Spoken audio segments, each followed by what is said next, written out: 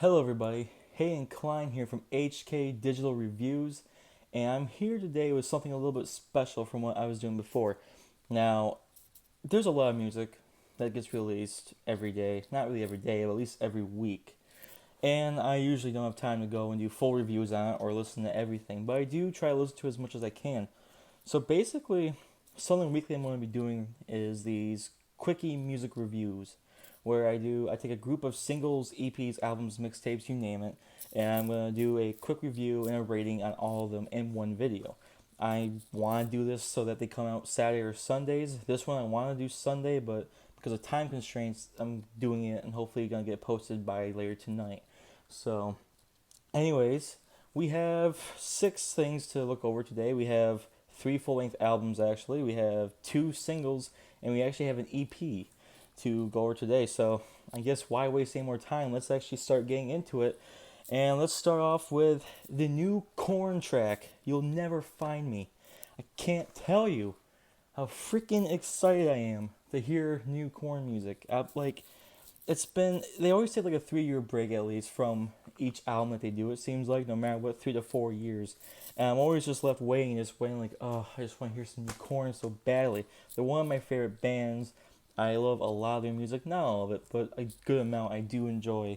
And whenever I hear of new music, I'm already excited. And this new track, You'll Never Find Me, delivers most of what I want. It is very late 90s, early 20 Korn-esque, which I am extremely happy to hear because they've been going on a trip down back memory lane the past two albums, with each album getting more heavier and more like older style Korn. And for the most part, it has seemed to work. I liked the Path to Totality. I'm sorry, the Paradigm Shift, and I also love the Serenity of Suffering, which were the two latest albums to finally go back down to the old style, mainly because Brian Head Welch is back with Korn full time, which is nice. And this song just captures that early Korn style very, very well.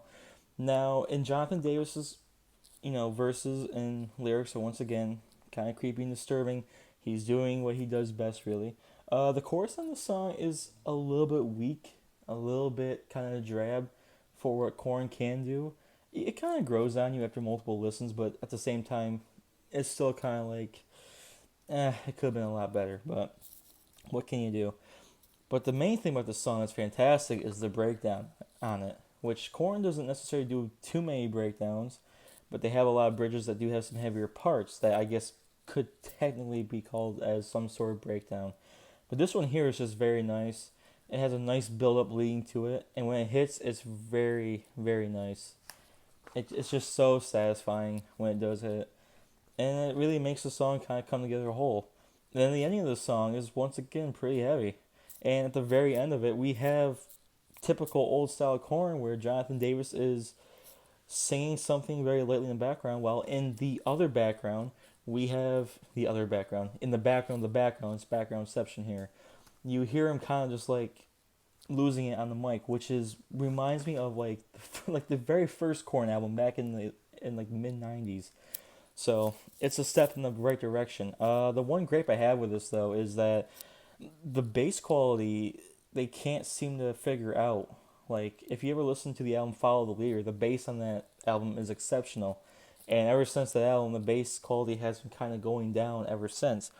And it seems like they're starting to bring that back with the past record, but this song kind of shows that they're not bringing the bass back into it. You can make the bass very upfront, but make everything else sound clear. It's obvious they could do it back in 1990, was it 7 or 99, I believe, maybe it was 99 when Follow the Leader came out. So I don't know. They could do it, and that's like my only gripes with the song. Though I do like it a lot, and I am excited to hear what Korn can do next. For a rating, 8.5 out of 10, sounds good to me. I guess sticking with the singles, we're gonna move on to Backwash with the song "Bad Juju." Now, on my Instagram, I posted about Backwash and her single "Don't Come to the Woods," which I love a lot. Still listen to that song a lot to this day. Well, it turns out about a month ago, she also released a song called "Bad Juju," which I think I even enjoy more than "Don't Come to the Woods." This song really shows her anger and her energy that she has more than Don't Come to the Woods does. Like, she definitely has an angry side to her that she can show really well. Her flow, once again, is pretty fantastic. The chorus on the song is very catchy. You'll find yourself probably just like angrily singing it or rapping it while you're doing something, or it just comes to your head. You just like going to town with that song, just ready to start punching things, everything in your path. It's just a fantastic song, and it just keeps making me think that Backwash really should be more well known than she is. She is so underground it hurts. She needs to get some kind of more notoriety. I mean, it's just hard to do. I mean, of course, I did find out about this person from Anthony Fantano, who's basically the biggest music reviewer on the internet right now. So I don't know how else you could really be more found from the underground. So, anyways, she just shows that she's actually versatile too. She can have more of a darker concept without having to be all that aggressive or angry. But on this song, she really does bring that out, which I'm happy. And that's why I think this song and Don't Come to the Woods are two different beasts that end up sounding fantastic. And this song really does sound fantastic. And the production is great. If I'm not mistaken, she actually does produce all of her stuff or most of her stuff. And I think she produced this song too. I love like the guitar riff that's going on throughout most of it. Kind of eerie. Shows that she has some slight, when it comes to instrumentations and producing, she does have some more versatility in that department. That's pretty awesome. And I honestly can't wait to see what else she could possibly release. Like I'm just waiting. And I actually, I'm recording this, apparently she did actually release a new single. I haven't checked it out yet. And probably next weekend you'll hear me talk about it, to be honest with you, because I want her to be as well known as she possibly can be. And yeah, there's nothing much more to say about this except I do love this song, and I think that this deserves a 9 out of 10 for this song. She's just very consistent with her releases right now. So there you have it. Next, we're going to go into the EP section. Now, this is big. This is the new Death Grips EP slash single, I guess, Gmail and Restraining Orders. Now, this is insane because Death Grips is known for releasing some of the most just off the wall, insane music in the past 10 years, hands down. Or should I say 9 years, because that's basically how long they've been around. But they always are finding new ways just to make their current fans and other people just like, what in the hell am I even listening to? And that's how I felt listening to this track right here. This is a 28-minute, non-stop, completely just goes through song slash EP that these guys have released. And it's absolutely insane how abrasive and noisy this song is. Like, I just didn't think Death Grips could continue going down this path and keep finding more ways just to produce such auditory just violence, I guess. Like, it it just fights against the senses in your ears so much. It's just like, what is going on here? It is just so non-stop abrasive. 28 minutes of straight noisiness and abrasiveness that I can't help but actually enjoy. Like, that's the thing that just kind of, in a way, pisses me off. Because Death Grips has a way of making their current fans like this kind of stuff. And I'm a big fan of Death Grips, and I can't help but really like it because it just sounds so unique. It sounds like something you don't really ever hear. And another thing that's impressive as hell is that, if I'm not mistaken, Zach Hill of this group is doing live drums on the entire thing. And if that's the case, then props to this man big time, because it is insane what he does on the drums in this song. Absolutely insane. Just a non-stop assault on the friggin' faces of those drums, man.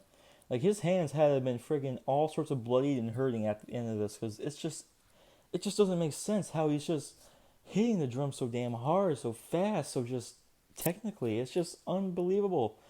And if this truly is live drums that he recorded over top of all this insanity, we may have to start thinking about putting Zach Hill up in the list of some of the best drummers, at least of the 2000s, at the very least, in the 2010s. Because holy crap, this is just insane.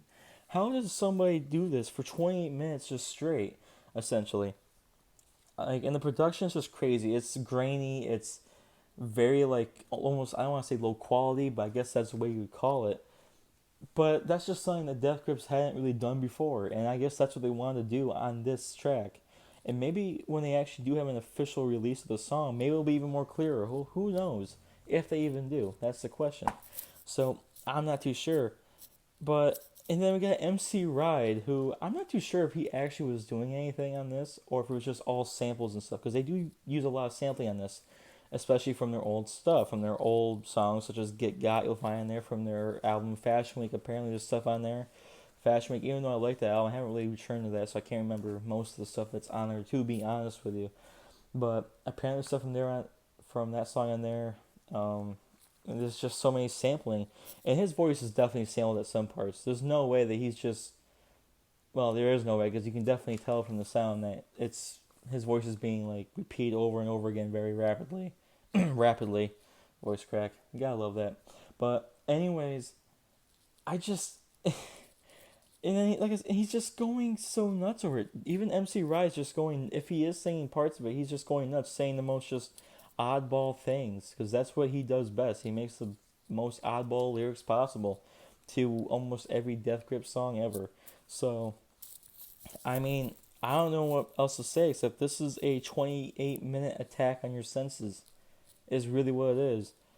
But it's a ride that I was happy to take, and honestly, I think I'll probably end up listening to this again at some point, just to absolutely just go absolutely friggin' insane. That's really the point of listening to this, and for some reason why I like it. And because I like it so much, I'm gonna give it an 8.5 out of 10. So definitely some high ratings this week, but there is a couple that are not so high.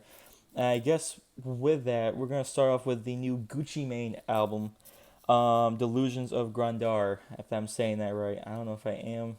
I can't speak half the time. But anyways, this is the latest album from trap rapper Gucci Mane, who I did not realize has been around for a long time. Like, this man's been around since 2005, and this is his 14th full length record already.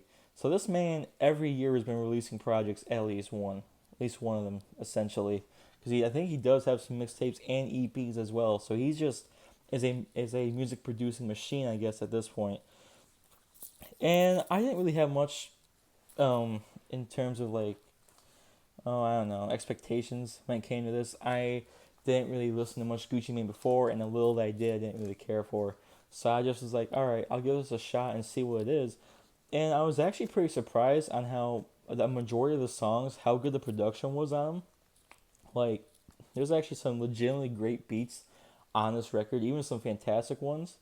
And Kenny Beats even makes a couple appearances on here, which I always love what he does. And his two songs that he did on here are fantastic. I always love what he does with the bass. He's on the song Proud of You. And he's on another one I think he's on the song Us, if I'm not mistaken, later on the album. Maybe it's a different song, I'm not too sure. I should have wrote that down. Anyways, still, he just knows how to produce a great song that fits with any rapper, no matter who he's with, which I adore actually. And Tay Keith is on here, which usually with Tay Keith beats and production, I'm not a big fan of, but even he on here has a track or two that actually sounds pretty good. But there are problems with this record. There's actually a lot of problems that in some cases do take away from the great production that is found in this album. For one, Gucci Mane throughout this he isn't necessarily, but once you listen to about 18 tracks from him, he does get dull. He does get boring.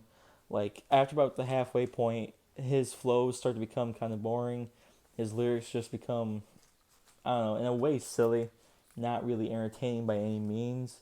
The features, like, I would say about 75 to 80% of the features on here are total duds.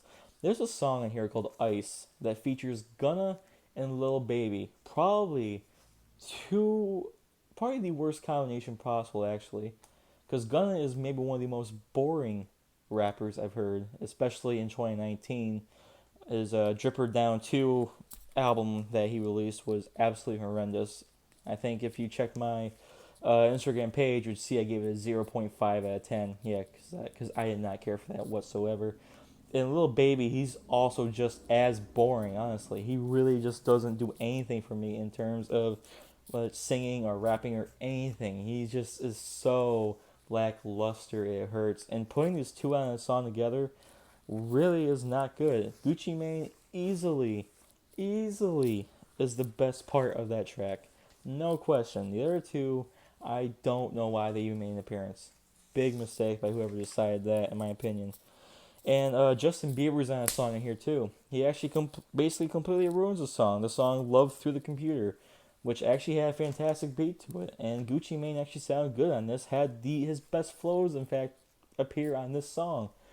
But Justin Bieber's own hook and his verse on this thing are bad. They're just straight up bad. I never cared for his singing, and when it's on autotune, it's even more just ear aching. Just makes you want to reach in, pull your friggin' eardrums out, and never have to hear his voice again.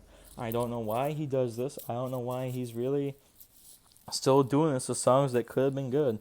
But he completely just trashed the song. And I just don't understand. I don't know. Just another bad choice by him. Really bad choice by Gucci Mane or whoever decided, or the record company or whatnot, who decided, yeah, let's put Justin Bieber on this track and let's put autotune on his voice. Bad move. Bad move. Please don't do that ever again. Don't ever do that again. And again, this is an 18-track album. And after about 10 or 11 tracks, even the production starts to get boring. Everything starts to lull from, I would say about tracks 11 through 18. That's when things really start to kind of just mellow out, and you're just kind of sitting there listening like, I wish something interesting would happen now. This would be great if this beat would do something cool. Oh, this Kenny beat's pretty decent. That's about it for the rest of the song, though. And it just doesn't really get better. I guess going back to features, not all the features are bad. Meek Mill has a decent feature. Rick Ross, his vocal style and his delivery is always very unique to him. His vocals are also very unique. So I always enjoy hearing Rick Ross on a track, especially when he can deliver some pretty decent lines as well. So he did a good job. And the guy Jeremy, whose name ends with an IH, actually for once sounds really good. He actually has a pretty beautiful feature on the song too. But besides that's not really that great of a listen. It could have been much better. It could have been shorter. It could have been much better. It could have had better rapping, and the production is kind of what gives this album much of a rating in the first place. To be honest with you, I gave this album a 5 out of 10.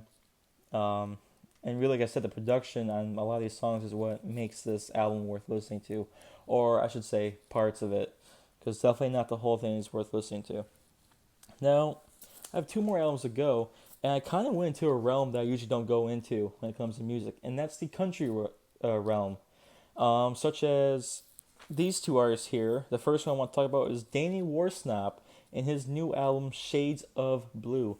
Now, this name may sound familiar to some people who enjoy metal acts, and the reason why is because he used to be the lead singer of Asking Alexandria, and it's kind of interesting to think that to go from a metal band to being his own solo artist, that just doesn't seem like it would work, especially if you're gonna go in the country. It seems like this might be doomed to fail. Like it may not end up working well. Like Steven Tyler tried going in the country, and that didn't work, in my opinion, at all. So maybe this guy would do better, and he actually does deliver some pretty great country tracks on here.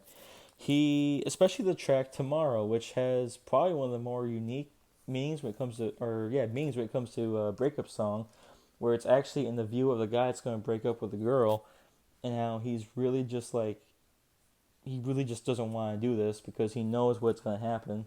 And this person that he still cares about and does adore, but just doesn't have those feelings of love for her anymore. He feels like he needs to leave, knowing that he's going to hurt her is killing him inside, knowing that she's never going to see him the same way again, no matter what happens after this. And it's just kind of, in a way, like a heart-wrenching song. It's just, because you wouldn't ever think of it from that point of view before, but I think it was a smartly written song. It was actually very interesting. And I do like the more, calmer, gloomier guitars and everything that's on this song. He really does a good job on this track, and I like the versatility that this album has for a country album, with the song like "Keep on Lovin'," which is a funky country song, which kind of works actually. and decently well, may I add. Like, I didn't expect him to really just kind of come out of the gate, starting off with some pretty good country jams and then delivering a funky country song on top of it.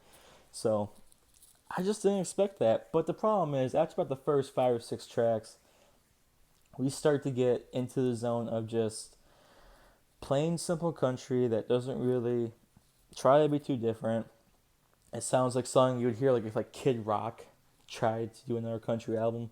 It'd be like a song that he would do there, and Kid Rock country is not that good, sadly, and that's what kind of hurts this album, especially in the last half, because it sounds like Kid Rock country, honestly.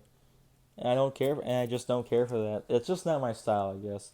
And I just kind of wish that he would have kept the more unique, versatile stuff he was doing in the first leg of this album. But he didn't do that. But to be honest with you, overall, the album's not bad.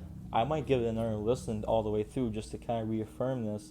But I'm pretty sure I know for the fact that I'm not really happy with the second half of this thing. First half is definitely much better. But I do like the fact that he is as versatile as he is.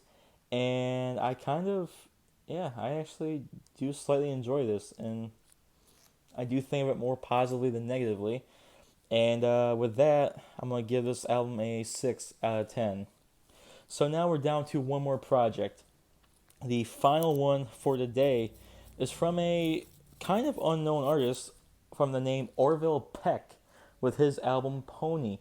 So I was kind of looking up some music to listen to that I wouldn't have been exposed to before, and I come across this alternative country act known as Orville Peck. And I looked into the dude and see what he was all about. Here's the thing: nobody really knows what he's all about. The man is a mystery. They don't know if Orville Peck's his actual name. They don't know where exactly he's from. Nobody really knows what his face looks like because he covers his face with a mask everywhere he goes, out in the public, no matter what. He's just a mysterious man who's, in a way, trying to change the country scene around. So I was kind of excited going into this project, seeing like what is this about? How good of a country artist could he be? Is this mysterious, thing gonna hold up with the music that he makes? And I'm really like gladly surprised at how much I love this album. Like, I love this album a lot, actually. Orville Peck has one of the most unique voices right now in country. Easily, no question about that. He has like this Elvis Presley sounding voice with more of a southern drawl kind of like brought into it. But he can also reach some of the more higher notes as well without a problem that sound absolutely magnificent and downright beautiful. And it's interesting too because his meanings to his songs are not normal in a sense that the figures that he talks about in these songs are not the typical things that are talked about, such as some LGBT stuff, because he's talking about being with guys and a couple times action here with women as well. So it could be that he is either gay or he's bisexual, or he's just doing this once again just to mess with people and just to keep his identity secret. Either way, it's interesting to see LGBT themes come out of the country scene because you just don't hear that much anymore. You'll hear that more in pop music now. You may hear it more in rock music, hip hop music. You're starting to hear that with like Tyler the Creator and Kenny Abstract. They're starting to really bring a whole LGBT wave into it. Even I even talk about Backwash even because she's also a transsexual woman. So there's more like up and coming LGBT stars, but you don't hear it in country as much or at all. But damn, is this guy great at what he does. I absolutely love the instrumentation on basically every song on this album too. The guitars always sound so dark. I love when he brings the steel guitar out too. He does a fantastic job of that. He has a nice country rock like scheme also going with most of these songs. He even has a slight punk attitude too with some of the instrumentations going on, which I'm just like very shocked by. Like songs like Buffalo Run that sound very like calm starting off, and then as the song goes on, it continues to get faster and faster and faster until leading to this entire like country rock / punk freakout towards the end, which I thought was interesting as hell. The song Kansas is probably my favorite song on this album because of what it's about and just how dreary and gloomy and just in the end creepy that this track is. It's about these two guys that went on a killing spree. Not killing spree. They actually were gonna rob a family, ended up killing four of the people in that family, and then fled, and then were captured. And the names, if I'm not mistaken, was Perry Smith and Dick Highcock. So, and this happened in Kansas, which is what the song's about, essentially in the view of Perry Smith and him just kind of like thinking about how no matter what happens, we're in this for the long haul. We did what we did, nothing we can do. And again, it's a very dreary, gloomy song. And at the end, the production becomes like all staticky and stuff, and kind of just starts to leave you in like a haunting kind of like atmosphere. Very different, definitely the most unique moment on this entire project. And there's not really a song on here that led me wishing more or made me think that this could have done a lot of work or anything like that. I'm not saying that every song on here is perfect by any means, but I will say that there's definitely a lot more positives to each track on here than bad. The lyrics are pretty great for the most part. His vocals really don't take a turn for the worse at any point on this. Like, I honestly thought about taking this off this segment and doing a review on this album outside, like later on next week, but I kind of kept on here because there's just too much music to look at. So, and I said, screw it, I'll keep it on here. But this is definitely the best country album I've heard this year by far, by a pretty large margin, I will say. I mean, I did check out a couple of country albums earlier that I couldn't get into, but this is definitely the best country album I heard this year. I'm not too sure if we're going to hear a better one this year, to be honest with you. As dynamic, as unique as this one's going to be. So, yeah, I love this thing. And because of that, it's an 8.5 out of 10. And it's definitely part of the gold standard. No question about that. So, that's everything I have. Thank you all so much for watching. I'm hoping to do this weekly as much as I can. I want to try and make this for Sundays. This one might come out today, which would be Saturday. Not necessarily because I want to, because my day just got busier tomorrow than more than I expected it to be. So I'm glad to be doing this, to be honest with you. This is a lot more fun than doing Instagram posts by a large margin. Just saying, Instagram's okay and all, but doing videos just makes it so I can actually say more of what I want without thinking about, oh, what should I omit here or anything like that. I just kind of go with the flow. But anyways, my next reviews, the only one I know for sure, and I've said this now, I think in all my friggin' videos, this being the third one, but I will get to Mike's Tears of Joy. That will be the next video I do. No question about it. I've been looking forward to revisiting the album again to give it a nice, thoughtful review on it. And I don't have much more else to say. So if you like the video, like, comment, subscribe if you want to see more. I'm going to try to keep doing this regularly as much as I can. What did you think about any of these things? Did you like some of this? Did you like all of it? Did you not like any of it? What do you think about Orville Peck coming out as being one of these LGBT country singers that may actually make more make more gains to becoming part of the forefront in country? What do you think about that? What do you think about Dan Worsnop? Do you have anything to say about Korn? Do you think they're getting better? Just any of that kind of stuff. Talk about it in the comments. I'll be trying to chat as much as I can. And I guess I'll see you all in the next video. Thank you so much for watching. As always, have a good day.